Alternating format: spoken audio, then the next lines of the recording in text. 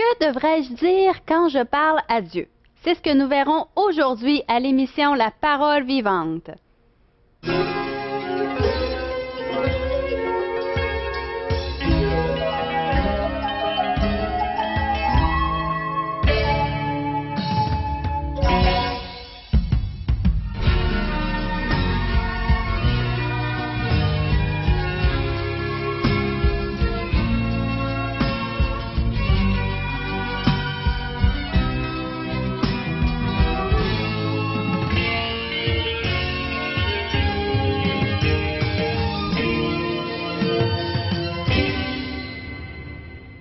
Bonjour et bienvenue à vous à la maison. Nous sommes vraiment contents que vous soyez des nôtres. Nous avons encore une fois une très belle émission avec Pasteur Régent Joly. Bonjour Marianne. Bonjour Régent. Que devrais-je dire à mon Dieu et comment devrais-je lui dire? C'est ce que nous allons voir aujourd'hui. Exact, dans le cadre de cette émission, Parole vivante. Et je pense qu'on peut lui dire à peu près tout ce qu'on a sur le cœur. Exact. Les gens, c'est comme s'ils abordaient Dieu, puis ils deviennent... ils changent. Ils n'abordent pas Dieu de la même façon. Alors que Dieu est... On va lire les textes aujourd'hui et on va voir que Dieu nous connaît d'une façon tellement intime. On ne peut rien lui cacher. Non. Alors, aussi bien d'être un livre ouvert, comme on dit, exactement, et de pouvoir lui expliquer, lui exprimer tout ce qui se passe dans notre être. Être au naturel. Au naturel, et abat les masques, puis tout ce qu'on pourrait porter pour... On peut peut-être dissimuler des choses à nos semblables, mais pas à Dieu. Non, ça Dieu, sert il à connaît rien. les profondeurs de l'être humain, il sait de quoi nous sommes conçus, toute cette, non seulement de la matière, mais aussi nos pensées, nos sentiments, nos émotions, notre âme, ce qu'elle dégage. Alors Dieu est au courant de tout cela et il attend tout simplement qu'on puisse lui exprimer. Exactement. Et si on n'arrive pas à lui exprimer, il est prêt à nous aider. Oui. Afin que nous puissions le faire. Exactement. On regarde ça ensemble? Oui. Alors, suivez-moi, je vais me rendre comme ça dans les décors, dans les studios, afin de pouvoir, sur ce plateau, vous partager cette bonne nouvelle, encore une fois, au sujet de la prière. Dieu est prêt à écouter, à entendre ce que nous avons à lui dire. C'est surtout l'attitude et non seulement les contenus qui deviennent importants de nos prières. Parce que souvent, on est là, on entend les autres prier, puis ceux qui ont de l'expérience, qui ont des années de bagages, d'accumuler en ce qui a trait leur relation avec Dieu, on les entend prier, et là, on se compare, on dit, j'ai rien à dire, j'ai rien à lui dire, comment est-ce que je pourrais faire ça, moi, des prières? Ouvrez votre cœur, tout simplement. Dites-lui ce que vous êtes en train de vivre, ce que vous ressentez à l'instant même. Et surtout, avoir la bonne attitude. Ouvrez votre Bible, et si vous n'avez pas votre Bible, prenez le crayon, le bloc-notes, et puis marquez, inscrivez le psaume 139. Le psaume 139 a des choses importantes à nous révéler concernant notre relation avec Dieu. Tout d'abord, alors c'est un psaume de David. David, un personnage important pour les Juifs, pour les Israélites, donc l'alliance faite...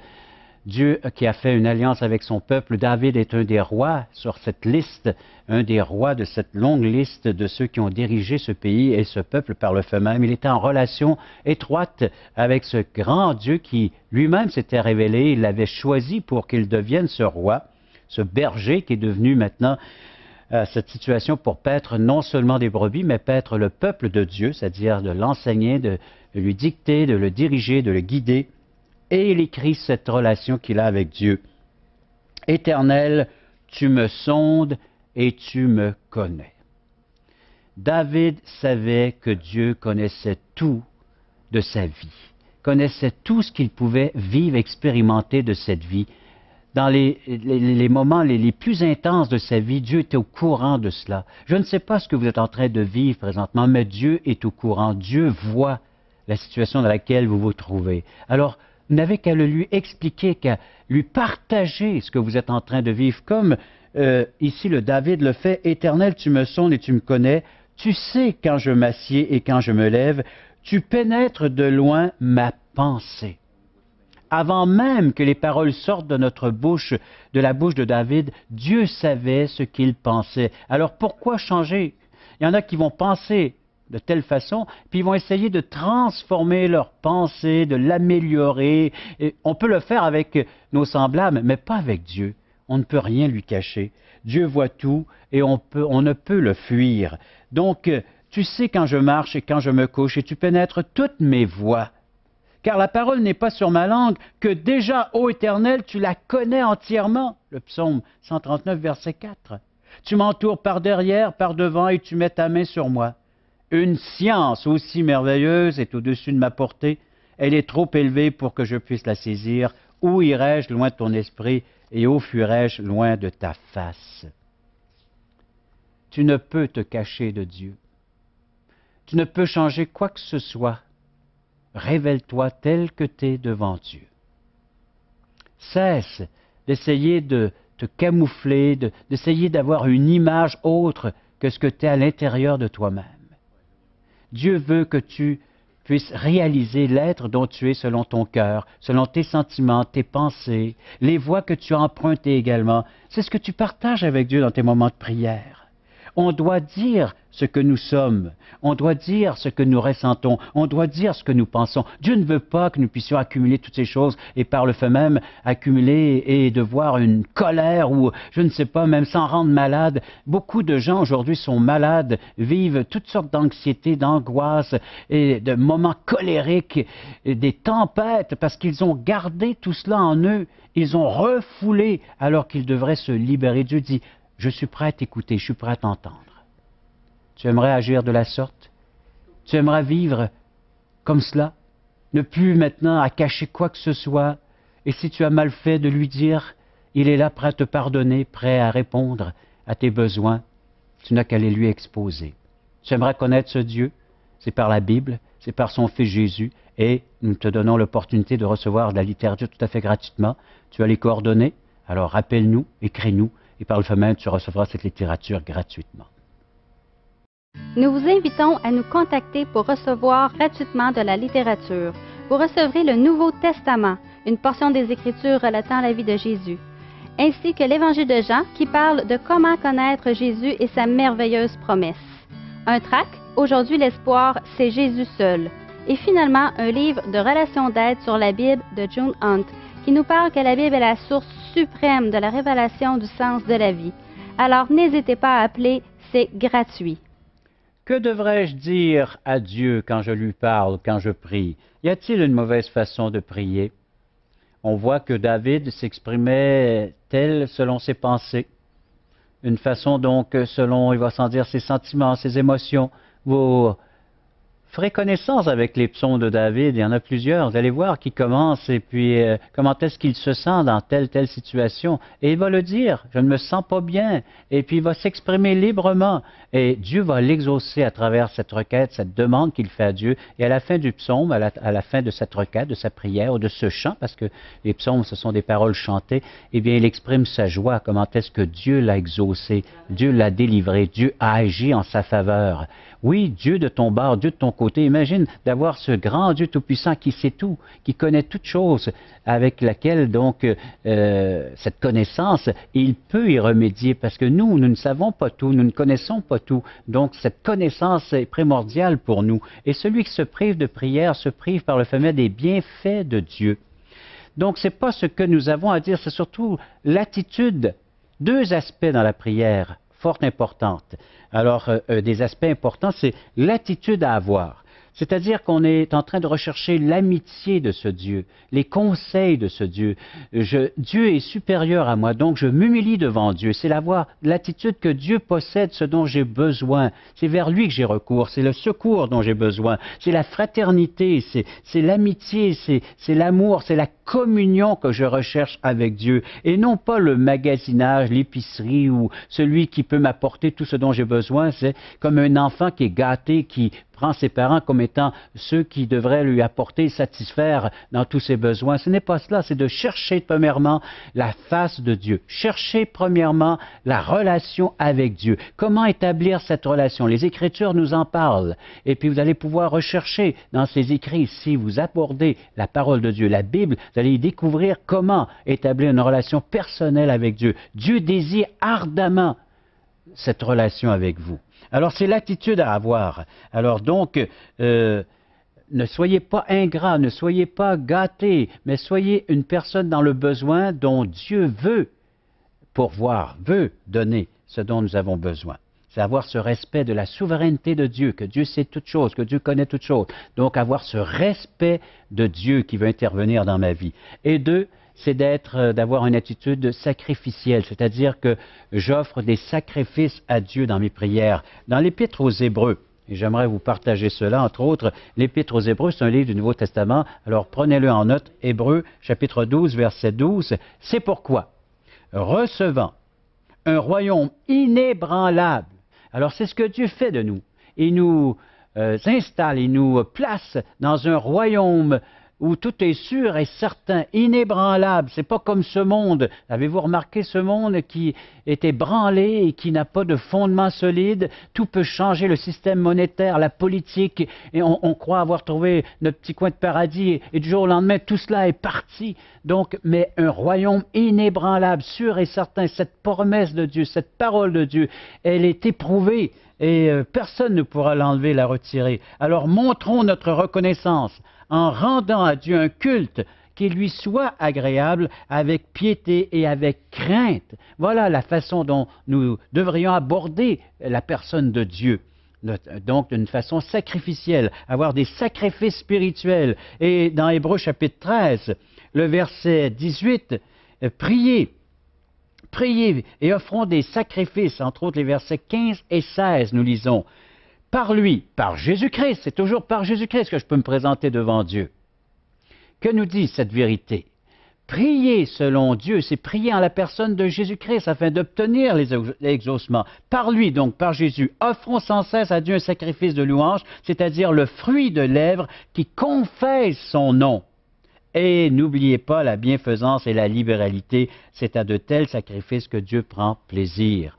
Donc Dieu est heureux et désireux d'entendre son nom de la lèvre de ses enfants, d'être prononcé son nom, de pouvoir dire si je suis ainsi, si je suis dans la paix, si je suis dans la joie, si je possède telle et telle chose, c'est parce que c'est Dieu qui m'a exaucé. Êtes-vous prêt à le partager avec les gens de votre entourage, cette confiance, cette foi, cette relation, cette communion avec Dieu?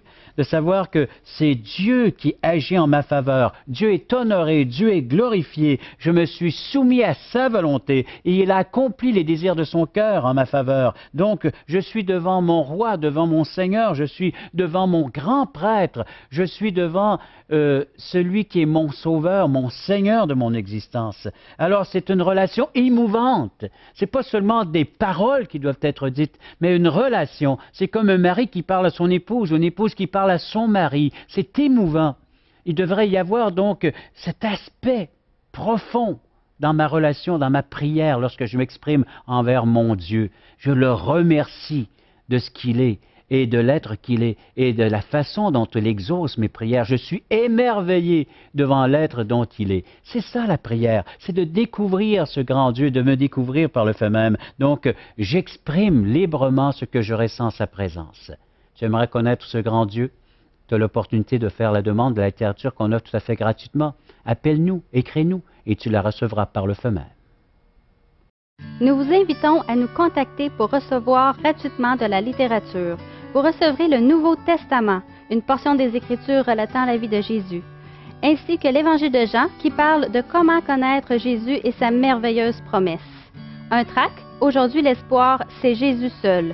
Et finalement, un livre de relations d'aide sur la Bible de June Hunt qui nous parle que la Bible est la source suprême de la révélation du sens de la vie. Alors n'hésitez pas à appeler, c'est gratuit. Le défi est lancé. À vous maintenant de pouvoir le réaliser dans votre vie, de communiquer avec notre grand Dieu. Il est là, il sait tout, il voit tout. Il attend maintenant que vous puissiez lui exprimer ce que vous ressentez, ce que vous vivez à l'instant même, afin qu'il puisse agir et apporter le secours, l'aide nécessaire dont vous avez besoin. Il est cette source inépuisable. À vous d'en puiser maintenant les ressources nécessaires. Il y a un psaume, le psaume, entre autres, c'est 62, versets 8 et 9.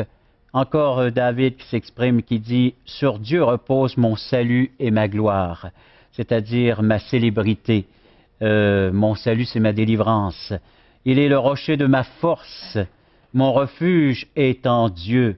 Et le verset 9 précise « En tout temps, peuple, confiez-vous en lui ». Je m'adresse à cette population et je peux dire exactement comme David, peuple, population, Confiez-vous en Dieu. Ne retirez pas la prière, mais plutôt mettez-la là où elle doit être. À tous les matins, à tous les midis, à tous les soirs, dans votre foyer, remettez la prière là où elle doit être, afin de pouvoir bénéficier des bons soins de Dieu. On en a tellement besoin de cette présence, de ces interventions. Répandez vos cœurs en sa présence. Dieu est notre refuge. Répandez.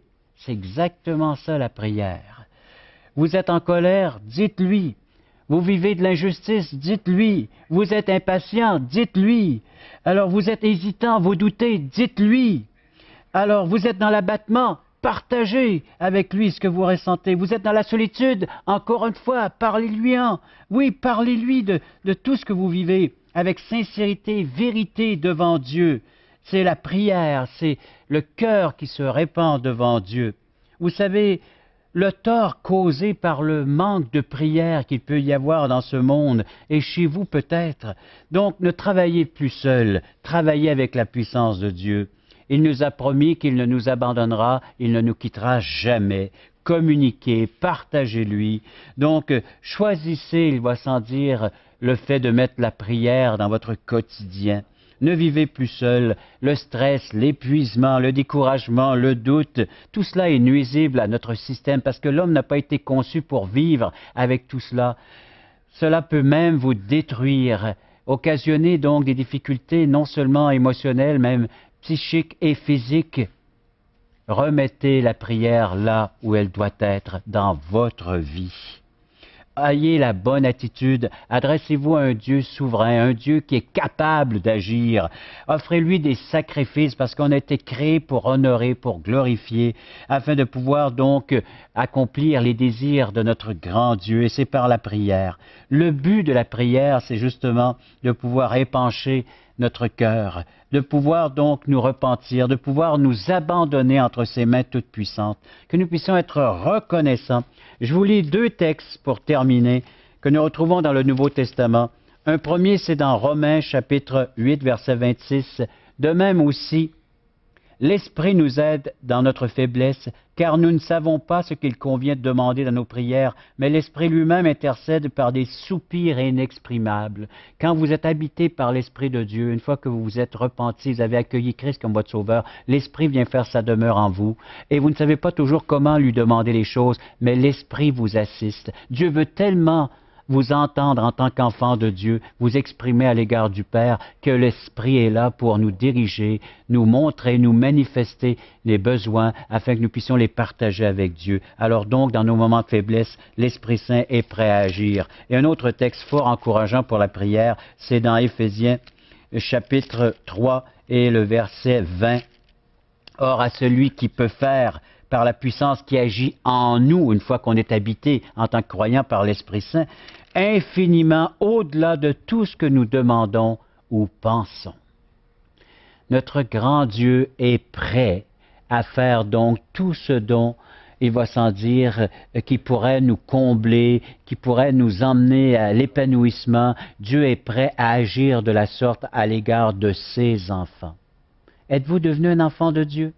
Avez-vous accueilli donc le don qu'il nous offre en la personne de son Fils, la vie éternelle, le salut, la délivrance? Dieu a tant aimé qu'il a donné son Fils, et à ceux qui l'accueillent comme étant cette source inépuisable, cette source dont nous avons vraiment besoin pour être assoiffés et être apaisés par le fait même la présence divine dans nos vies. C'est ce qui nous est dit, au-delà de ce que nous pouvons demander aux mêmes pensées. Et le verset 21 d'Éphésiens chapitre 3, lui soit la gloire dans l'Église, premièrement, là où réunit son peuple, là où il a rassemblé les siens, qu'il a rachetés par le grand prix de son sacrifice en Jésus-Christ dans toutes les générations au siècle des siècles. Et le peuple devrait dire ici, Amen, ainsi soit-il, ainsi soit fait. Accueillez-le dans votre vie et bénéficiez de cette relation. Et par la prière, parlez-lui, écoutez-le et recevez de sa part tous les bienfaits qu'il est prêt à vous accorder. Vous aimeriez le découvrir davantage? Alors demandez-nous notre littérature qui va vous aider à approfondir cette connaissance et cette relation avec Dieu. Un Nouveau Testament et d'autres tracts, traités qui vont vous parler de comment établir une relation intime et personnelle avec Dieu et de pouvoir bénéficier de ses bienfaits, de ses bons soins. C'est tout à fait gratuitement. Voici nos coordonnées. Alors donc, écrivez-nous, appelez-nous pour recevoir gratuitement cette littérature.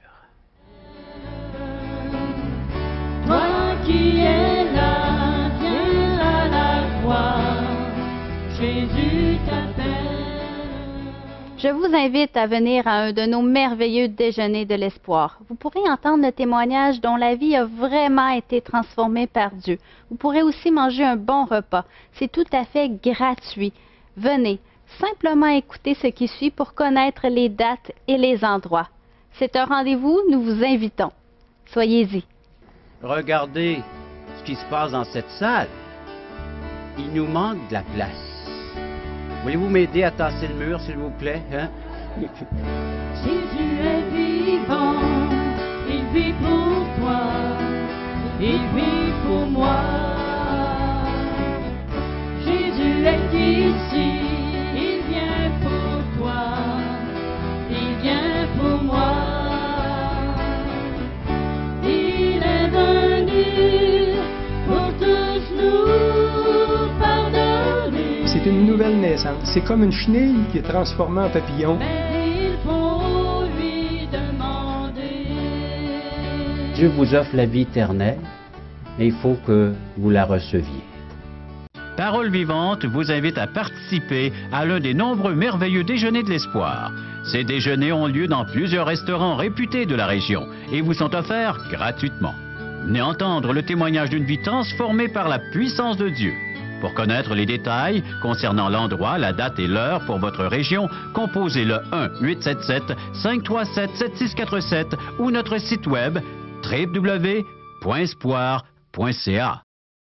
C'est ma joie aujourd'hui de vous partager comment la personne de Jésus a changé ma vie. Jésus m'a sauvé de la perdition éternelle et m'a donné la vie éternelle.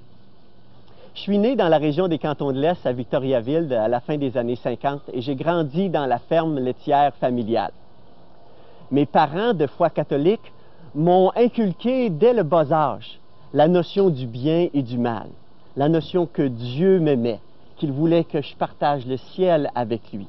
Ils m'ont partagé aussi le besoin que j'avais de gagner mon ciel, et que nous gagnions notre ciel en faisant plus de bonnes œuvres que de péché.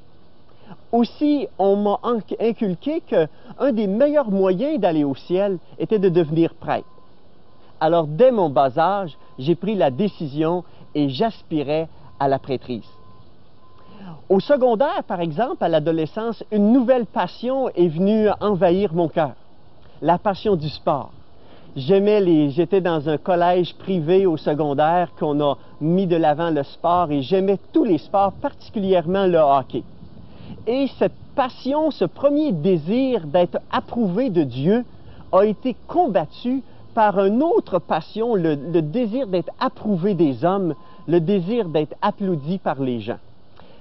Bien que de façon extérieure, je pouvais avoir l'air toujours joyeux et heureux, dans mon cœur, il y avait un vide parce que j'étais conscient que par mes attitudes comme par mes actions, j'étais aussi un pécheur.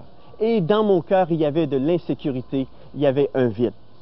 C'est au cégep de Victoriaville que la première fois j'ai entendu parler du beau message de l'Évangile, du salut dans la personne de Jésus-Christ. Les amis qui étaient là m'ont mis au défi de lire la parole de Dieu, particulièrement l'Évangile de Jean.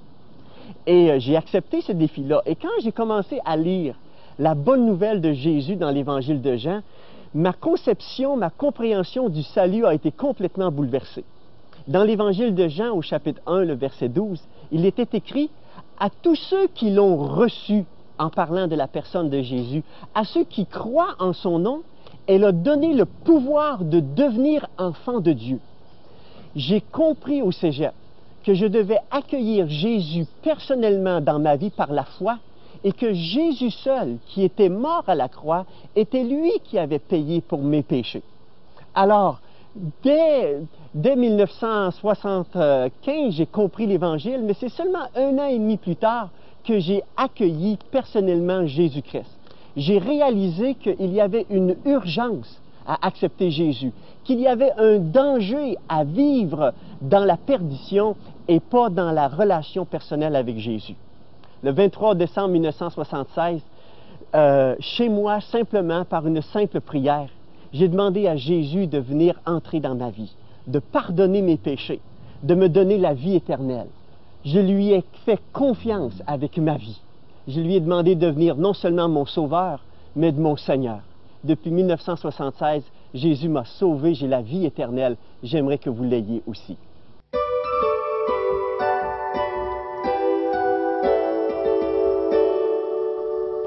Comme Régent vous a parlé, la prière est là pour qu'on puisse avoir une communication avec Dieu. Nous pouvons complètement ouvrir notre cœur, exprimer tout ce qu'on a, nos difficultés, nos remerciements, vraiment expliquer ce que nous vivons. Dieu veut vraiment nous écouter. Il est là, il est prêt à nous écouter. Aussi, qu'est-ce qui est important, comme Régent nous l'a expliqué, c'est de reconnaître la grandeur de Dieu. Dans nos prières, on peut lui exprimer notre reconnaissance envers sa grandeur, sa puissance. Et ainsi, Dieu va être encore plus heureux et encore plus nous bénir de cela. Peut-être aujourd'hui, on pourrait comparer notre Dieu à un grand psychologue. Oui, c'est vrai. Avec lequel on va s'asseoir et on peut lui partager ce que nous ressentons, ce que nous vivons. Mais Dieu, en plus de nous écouter, de porter une oreille très attentive à nos propos, il y apporte la solution. Il y a des solutions à notre comportement, à ce que nous sommes en train de vivre, comment on devrait se comporter dans telle et telle situation, comment éviter le pire, comment est-ce que éviter l'épuisement, la fatigue, ou je ne sais pas ce que l'être humain peut vivre présentement dans le contexte dans lequel il se trouve. Mais je me suis retrouvé moi-même dans des tels contextes. Et comment est-ce que Dieu m'a apporté la délivrance? C'est ça le salut. Le salut veut dire délivrer. Alors donc, délivrer de l'être dont je suis, parce que j'ai besoin d'être délivré de moi-même et de pouvoir bénéficier de l'être dont Dieu est. Ça, c'est la présence divine qui nous apporte ses bienfaits dans tout notre être, tout l'aspect que nous sommes, immatériel ou matériel, corps, âme et esprit. Oui, et c'est accessible à tous dès maintenant. Hein? On n'a pas toujours un psychologue et Dieu est le meilleur psychologue. Vous pouvez avoir accès dès maintenant. C'est très important. Et vous pouvez absolument nous appeler. Nous avons de la littérature, Nouveau Testament, autres tracts que nous pouvons faire parvenir tout à fait gratuitement. Appelez-nous au 1-877-l'Espoir, 1-877-537-7647 ou venez sur espoir.ca. Merci beaucoup à vous à la maison d'avoir été des nôtres. Merci à toi, Régent. Et nous, on se dit à une prochaine. C'est un rendez-vous.